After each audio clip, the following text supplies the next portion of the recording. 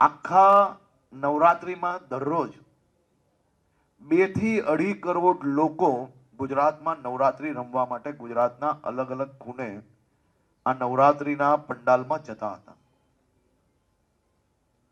અને આખા ગુજરાતમાં વહેલી સવાર સુધી નવરાત્રી રમાડી એટલું જ નહીં, એની સાથે સાથે નાના જે લોકો જે વેપાર જોડે જોડાયેલા છે તેમનો વેપાર બી સવાર સુધી ચાલુ રહે, જેથી આ નાના પરિવારોમાં નવરાત્રીમાં જ એમના પરિવારની અંદર દિવાળી કઈ રીતે આવી શકે તેવો પ્રયાસ આપણે આ વખતે કર્યો અને એ પ્રયાસ ખૂબ સફળ રહ્યો. હવે આખી રાત નવરાત્રી તમને રમાડીએ, તેમાં આ બધી જ 1400 ભેગી થઈને હાઈકોર્ટમાં મારા વિરોધમાં PIL કરાવરાવી